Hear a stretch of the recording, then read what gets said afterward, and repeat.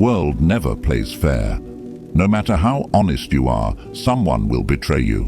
No matter how skilled you become, someone less qualified will take your spot. That's reality. But those who understand this reality, they survive. And those who survive, they rule. This is a power you can't see, but everyone feels it. This is dark intelligence. Dark intelligence is born when people get betrayed, humiliated, and defeated. Others break down, but you build strength from that pain. It's the kind of intelligence that listens, watches, stays quiet, and strikes at the perfect moment. While others argue, you gather information. While they get angry, you calculate. While they drown in emotions, you plan the future. Most people play checkers. You're about to learn how to play chess. But before we dive deep, let me be crystal clear. This knowledge is for protection, not destruction. Use it to defend yourself, not to hurt innocent people.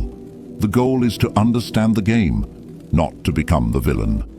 Today, you'll discover the 8 psychological traits that separate survivors from victims, leaders from followers, winners from losers. Now, I want you to drop this affirmation in the comments. I choose to be strategically intelligent, not emotionally reactive. Now let's unlock the secrets that powerful people don't want you to know. Number 1, calculated opacity. You're never completely clear about your intentions. You show only what's necessary. When people know half the story, they fill in the blanks with their imagination. And that imagination, it controls them. Machiavelli once said, "Everyone sees what you appear to be. Few experience what you really are." Think about the most intriguing people you know. They never tell you everything. They leave gaps in their stories. They answer questions with questions. They smile when you expect them to explain. This isn't about lying. This is about strategic communication. Here's what happens in most conversations. Someone asks you a question, and you feel obligated to give them a complete answer. You explain your motivations, your fears, your plans. You think you're being honest and building trust, but you're actually giving away your power. Smart people understand that mystery creates influence. When you don't reveal everything, people become curious. Curiosity leads to interest. Interest leads to respect, and respect leads to influence. Let's say someone asks about your weekend plans. Most people say, "Oh, I'm just staying home, maybe watching some movies." That's complete transparency, but it's also completely forgettable. Instead, you could say, "I have something important to take care of." Then change the subject. Notice the difference? The first answer makes you predictable. The second answer makes you interesting. This doesn't mean being rude or secretive about everything. It means being selective about what you share and when you share it. The most successful people in any field master this principle. They reveal just enough to keep people engaged, but never enough to lose their advantage. Your information is your currency. Don't spend it all at once. When you practice calculated opacity, people start paying more attention to what you say because they know you don't say everything. Your words carry more weight because they're rare. Remember, the goal isn't to be mysterious for the sake of being mysterious. The goal is to maintain control over your narrative and your relationships. Number 2, adaptive persona. You're not the same person with everyone. You adjust your personality based on who you're talking to.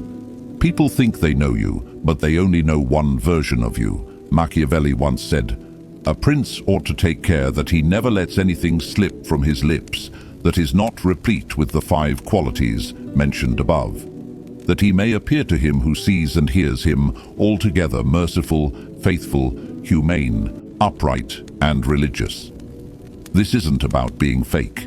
This is about being effective. You already do this naturally. You speak differently to your grandmother than you do to your friends. You act differently in a job interview than you do at a party. You present different aspects of your personality in different situations. Adaptive persona takes this natural tendency and makes it intentional. Every person you meet has different values, different communication styles, and different ways of processing information. If you use the same approach with everyone, you'll connect with some people and completely miss others. Smart people study the person they're talking to and adjust their communication accordingly. Are they analytical? Give them facts and data. Are they emotional? Connect with their feelings. Are they practical?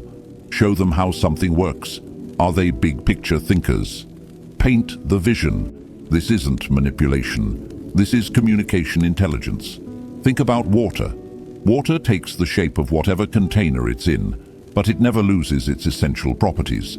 It's still water whether it's in a cup, a bottle, or a lake. Your adaptive persona works the same way. You adjust your presentation to fit the situation, but you never lose your core values and principles. The mistake most people make is thinking they need to be authentic in the same way with everyone. But authenticity doesn't mean being identical in every situation. It means being genuinely yourself while adapting your expression to be most effective. When you master adaptive persona, you become someone who can connect with anyone. People feel understood when they're with you because you're speaking their language. This skill becomes incredibly powerful in negotiations, leadership situations, and building relationships. You're not trying to force people to understand you. You're making it easy for them to connect with you. But here's the warning: never adapt so much that you lose yourself. Your values, your integrity, your core principles should never change. Only your presentation should adapt. The strongest people are like diamonds. They have many facets, but they're still one solid stone. Number 3, the principle of detachment. You're not a slave to any relationship, emotion, or opinion. What you're not afraid to lose can't control you. What can't bind you can't manipulate you either. Machiavelli once said, "Since love and fear can hardly exist together, if we must choose between them, it is far safer to be feared than loved." Detachment is probably the most misunderstood concept in dark intelligence. People think it means being cold or uncaring. It doesn't. It means being free. Most people are controlled by their attachments. They're afraid to lose their job, so they accept bad treatment. They're afraid to lose a relationship, so they compromise their values. They're afraid to lose approval, so they say what people want to hear instead of what needs to be said. Fear of loss makes you weak. Freedom from that fear makes you powerful. This doesn't mean you shouldn't care about anything. It means you shouldn't be desperate about anything. Imagine this. 2 people are negotiating a business deal. Person A really needs this deal to work out. They're counting on it. They've already made plans based on it happening. Person B would like the deal to work out, but they have other options. They're willing to walk away if the terms aren't right. Who do you think has more power in that negotiation? Person B, obviously. Because they're not attached to the outcome, they can negotiate from strength. Detachment gives you clarity. When you're not emotionally invested in being right, you can see situations more clearly. When you're not desperate for approval, you can make better decisions. When you're not afraid of being alone, you can choose better relationships. The paradox is this: the less you need something, the more likely you are to get it. Think about confident people. They're not confident because everything always goes their way. They're confident because they know they'll be okay, even if things don't go their way. That's the power of detachment. Now, this doesn't mean being careless or indifferent. You should still work hard for your goals and care about the people in your life. But you should never be so attached to any outcome that you lose your ability to think clearly and act strategically. Detachment also protects you from manipulation. When someone tries to threaten you with taking away something you're not afraid to lose, their threat has no power. The most dangerous person in any room is the one who has nothing to lose. But the most powerful person in any room is the one who has everything to gain and nothing to fear. Practice this gradually. Start with small things. Don't be so attached to winning every argument. Don't be so attached to being liked by everyone. Don't be so attached to your plans working out exactly as you imagined. As you develop this skill, you'll notice something interesting. People start treating you with more respect. They sense that you can't be easily controlled, and that commands respect. Remember, detachment isn't about not caring. It's about caring without being controlled by that care. Number 4, silent leverage. You don't apply pressure directly, you wait. When people make mistakes and become vulnerable, your silent presence becomes the heaviest influence in the room. Machiavelli once said, "Never was anything great achieved without danger." Most people think power is loud. They think it's about raising your voice, making demands, and forcing your will on others. That's amateur hour. Real power whispers. Silent leverage is the art of creating influence without saying a word. It's about positioning yourself so that your mere presence changes the dynamic of any situation. Here's how it works. Instead of telling people what to do, you create situations where they naturally want to do what benefits you. Instead of demanding respect, you make yourself indispensable. Instead of fighting for power, you make people give it to you willingly. Let's break this down with practical examples. In conversations, silent leverage means knowing when to pause. Most people are uncomfortable with silence, so they fill it with words. Often those words reveal more than they intended to share. When you're comfortable with silence, you control the rhythm of the conversation. Next time someone asks you a difficult question, don't answer immediately. Pause. Look at them thoughtfully. Let the silence stretch for a few seconds. Then give your answer. Watch how it changes the weight of your response. In negotiations, silent leverage means having alternatives that you don't need to mention. When the other person knows you have options, they negotiate differently. You don't have to threaten to walk away. Your willingness to walk away is enough. In relationships, silent leverage means being the person who adds value without asking for recognition. When you consistently make other people's lives better, they naturally want to keep you around. You don't have to demand loyalty, you earn it through your actions. In professional settings, silent leverage means becoming the person everyone comes to for solutions. You don't announce that you're the problem solver. You just solve problems consistently until everyone knows they can count on you. The key to silent leverage is patience. You're not looking for immediate results. You're building long-term influence. Most people want instant gratification. They want to see immediate results from their efforts. But silent leverage works differently. You plant seeds and wait for them to grow. You make investments and wait for them to pay dividends. This requires a different mindset. You have to be comfortable with delayed gratification. You have to trust that your consistent actions will eventually create the influence you're seeking. What happens when you master silent leverage? People start coming to you for advice without you offering it. They start seeking your approval without you demanding it. They start following your lead without you asking them to. You become the quiet force that shapes outcomes without anyone realizing it's happening. But there's an important ethical consideration here. Silent leverage should never be used to manipulate people into doing things that harm them. The goal is to create win-win situations where everyone benefits. The most ethical use of silent leverage is to influence people toward better decisions for themselves and others. You're not tricking them, you're guiding them toward outcomes that serve everyone's best interests. Remember, silent leverage is not passive. You're still taking action, you're still making moves. You're just doing it quietly and strategically, instead of loudly and obviously. Number 5, psychological echo. You reflect people's deepest needs and fears back to them. They think you're speaking their language, but actually, you're gaining understanding and influence. Machiavelli once said, "Men judge generally more by the eye than by the hand, for everyone can see and few can feel." Everyone sees what you appear to be, few really know what you are. Psychological echo is about becoming a mirror that reflects back what people need to see and hear. This isn't about deception. It's about deep understanding and strategic communication. People don't buy products, services, or ideas.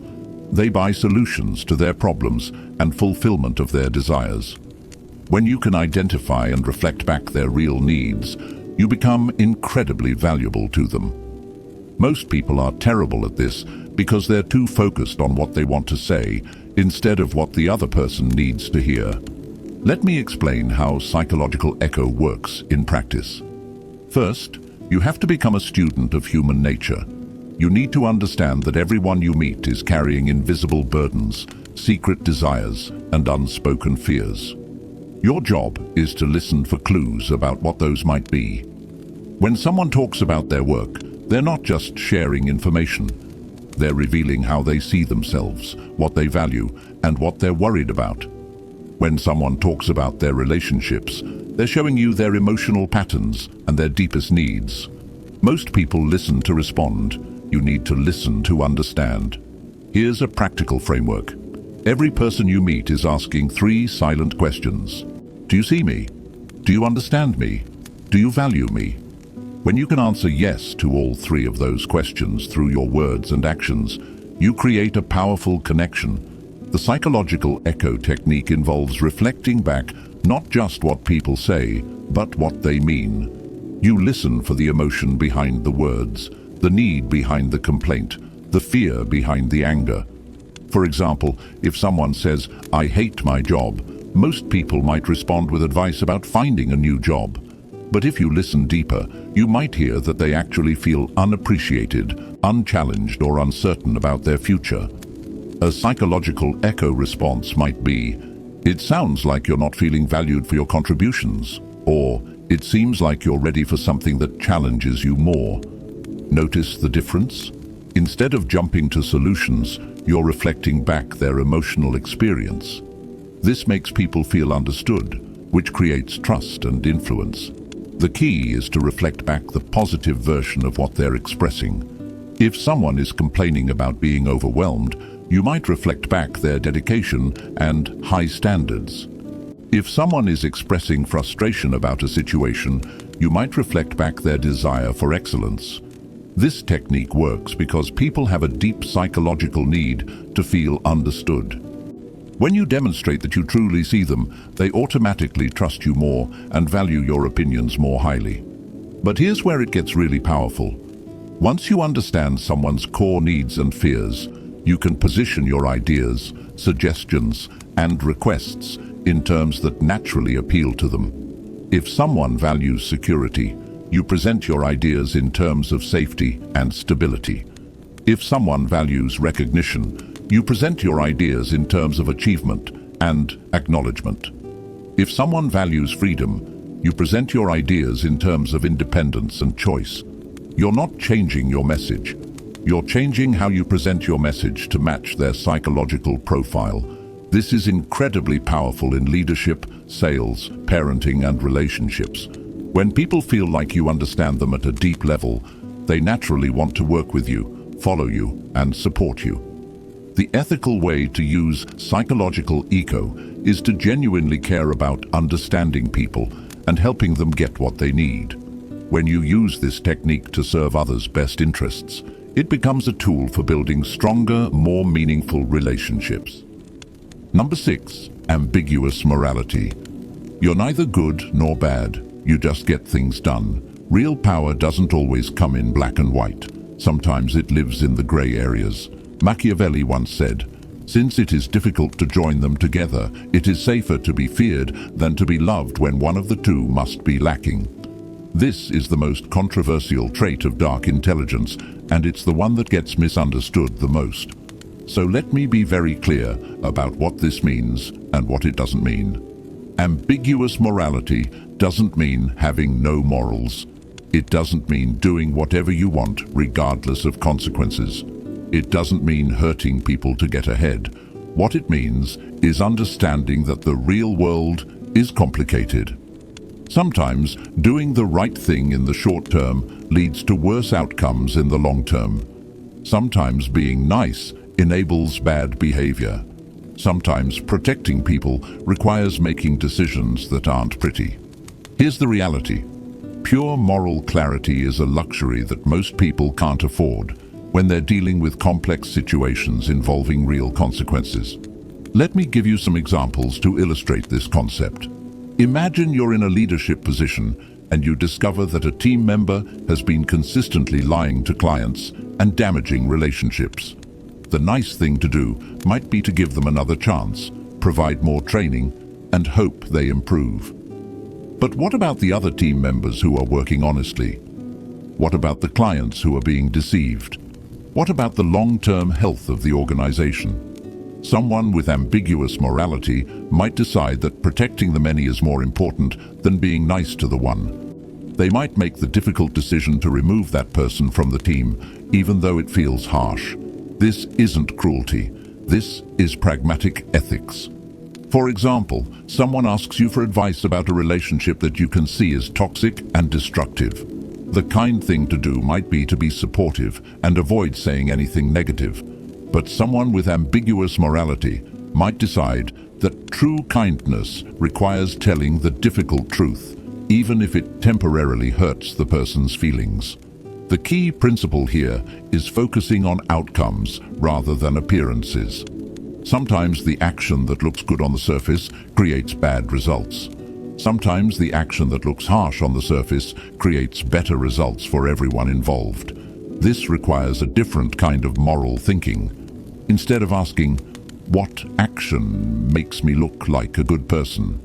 you ask, "What action leads to the best outcomes for the most people?"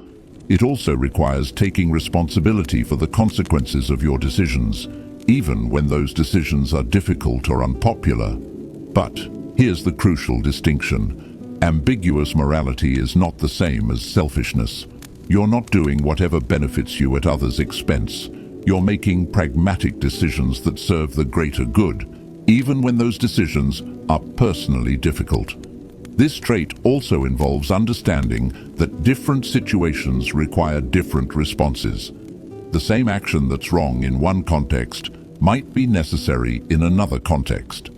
For example, being completely honest might be the right approach in a close personal relationship, but it might be counterproductive in certain professional negotiations where strategic disclosure is more effective. Someone with ambiguous morality understands these nuances and adapts their approach accordingly. The danger of this trait is that it can be used to justify selfish or harmful behavior. That's why it's crucial to maintain clear ethical guidelines about what you will and won't do, even in complex situations. My recommendation is to establish clear boundaries for yourself. What are your non-negotiable values? What lines will you never cross? What outcomes are you willing to accept responsibility for? Within those boundaries, give yourself permission to be pragmatic and strategic, even when it means making decisions that others might not understand or approve of. Remember, the goal is not to be liked by everyone. The goal is to be effective and ethical in a complex world where simple answers don't always work. Number 7, controlled exposure. You don't reveal everything about yourself. The less people know, the more they assume, and assumptions lead to mistakes that make your strategy easier. Machiavelli once said, "Men are so simple of mind and so much dominated by their immediate needs that a deceitful person will always find plenty who are ready to be deceived." In a world where people share every detail of their lives on social media, controlled exposure might seem outdated, but it's actually more powerful than ever. When everyone is oversharing, the person who shares strategically stands out. When everyone is broadcasting their thoughts and feelings, the person who keeps some mystery becomes intriguing. Controlled exposure is about being intentional with your personal information. It's about understanding that not everyone needs to know everything about you, and that selective sharing can actually strengthen your relationships and increase your influence.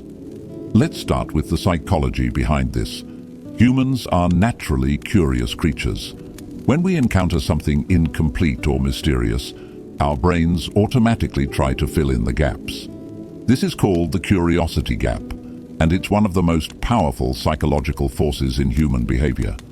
When you practice controlled exposure, You create curiosity gaps that make people more interested in you and more attentive to what you do share. Think about the most captivating people you know. They probably don't tell you everything. They share enough to keep you engaged, but they leave you wanting to know more. This isn't accidental. It's strategic. Now, let's talk about practical applications. In professional settings, controlled exposure means being selective about which ideas you share and when you share them. It means not revealing all your capabilities at once. It means keeping some of your knowledge in reserve so you can provide value when it's most needed. For example, instead of showing all your skills in the first week of a new job, you might reveal them gradually over time. This creates the impression that you're continuously growing and improving, rather than someone who peaked early. In social situations, controlled exposure means not telling your entire life story to everyone you meet.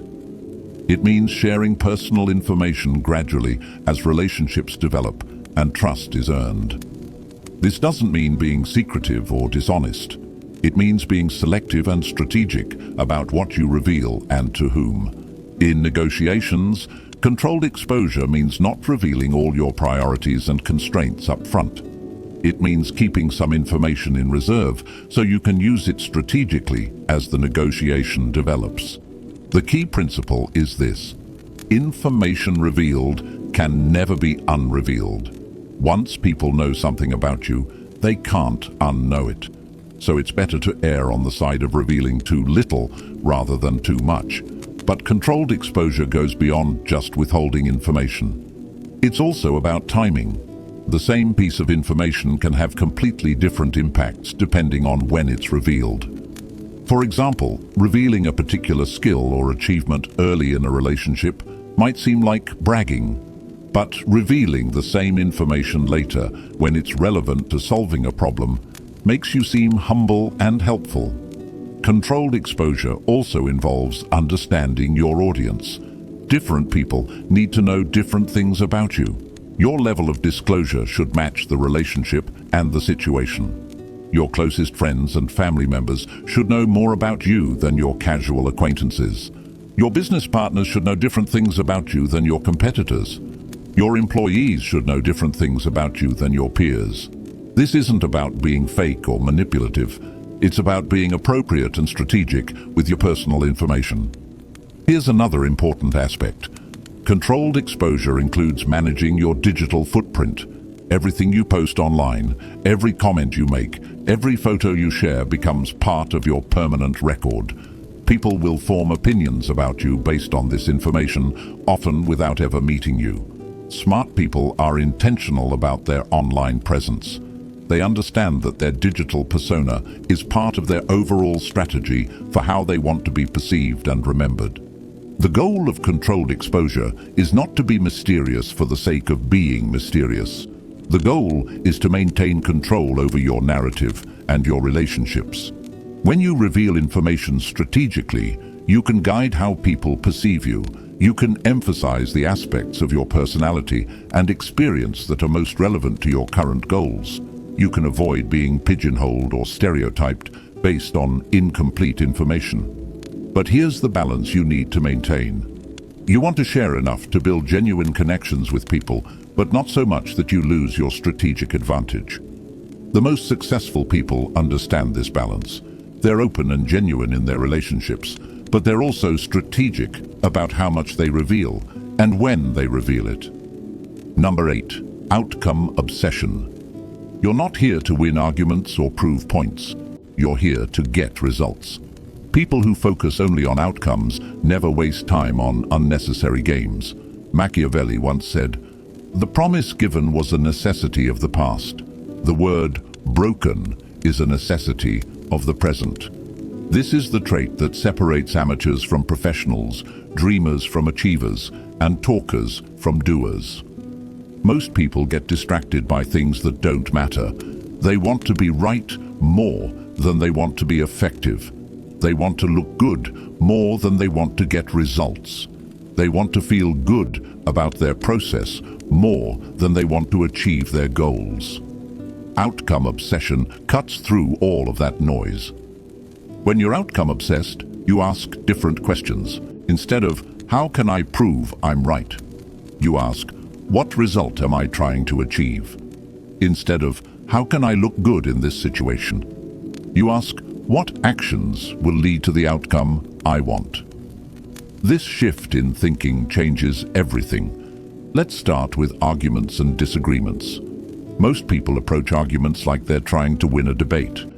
They focus on proving their point, catching the other person in contradictions, and demonstrating their superior knowledge or logic. But outcome-obsessed people approach disagreements differently. They ask, what do I actually want to achieve from this conversation? Maybe they want to change the other person's behavior.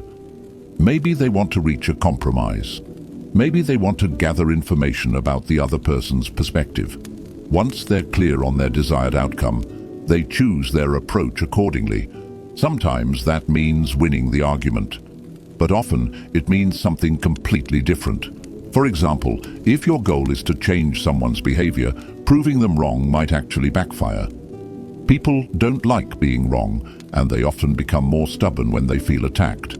A better approach might be to help them reach the right conclusion on their own. If your goal is to maintain a good relationship while addressing a problem, being right might be less important than finding a solution that everyone can accept.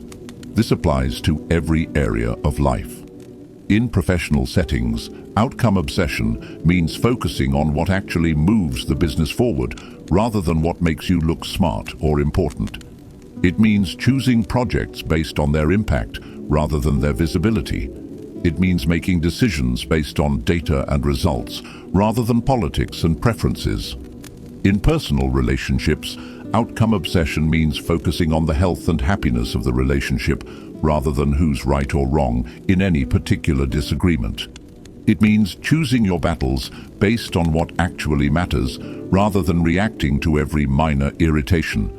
In personal development, outcome obsession means measuring your progress by actual results rather than effort or intentions.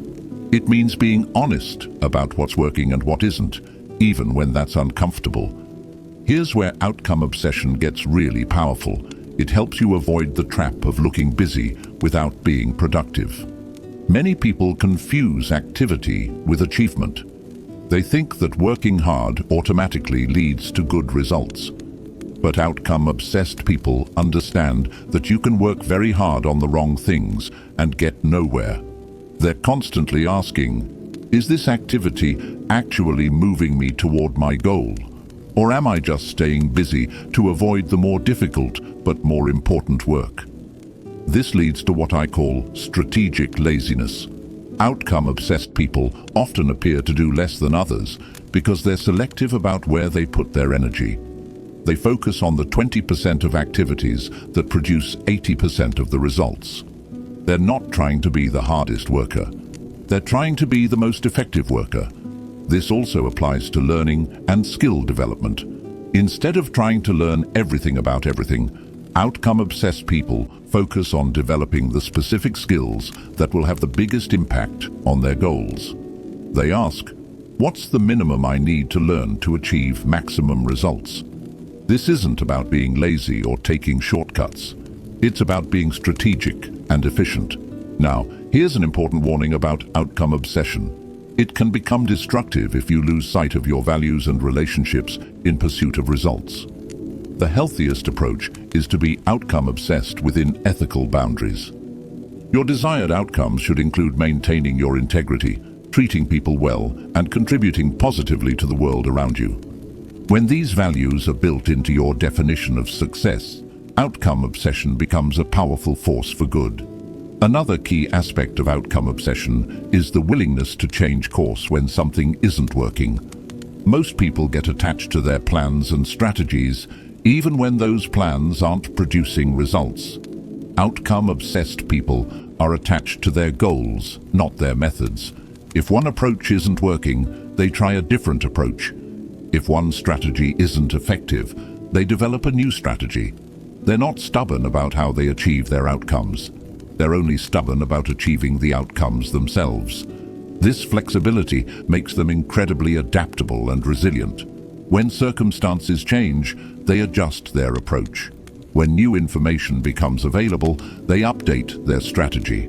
The ultimate goal of outcome obsession is to become someone who consistently gets things done, not someone who talks about getting things done, not someone who looks like they're getting things done, someone who actually produces results in the real world. This reputation becomes incredibly valuable over time. When people know you as someone who delivers on your commitments and achieves your goals, they start bringing you better opportunities, better partnerships, and better problems to solve. You've just learned the 8 traits of dark intelligence. But knowledge without application is worthless. Pick one trait that resonated with you the most. For the next 7 days, practice that trait in your daily interactions. Don't try to master all 8 at once. Focus on one. Notice how people respond to you differently. Notice how you feel when you approach situations with strategic intelligence instead of emotional reactivity. But remember what we talked about at the beginning. This power comes with responsibility. Use these insights to protect yourself, not to harm others. Use them to create better outcomes for everyone, not just for yourself. The world needs more strategically intelligent people who use their knowledge ethically.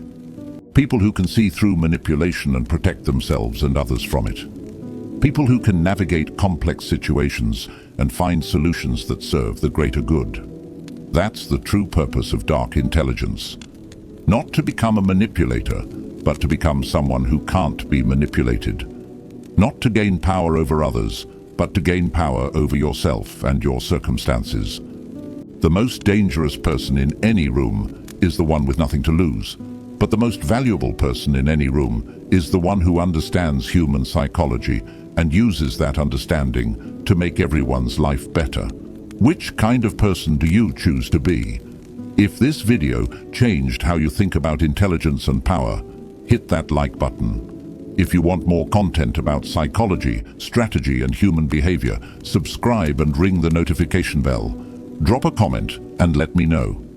Which of these 8 traits do you see in the most successful people around you? And which one are you going to practice first? Until next time, remember, true intelligence isn't just about being smart. It's about being wise enough to use your intelligence in service of something greater than yourself. Stay strategic, stay ethical, and stay powerful.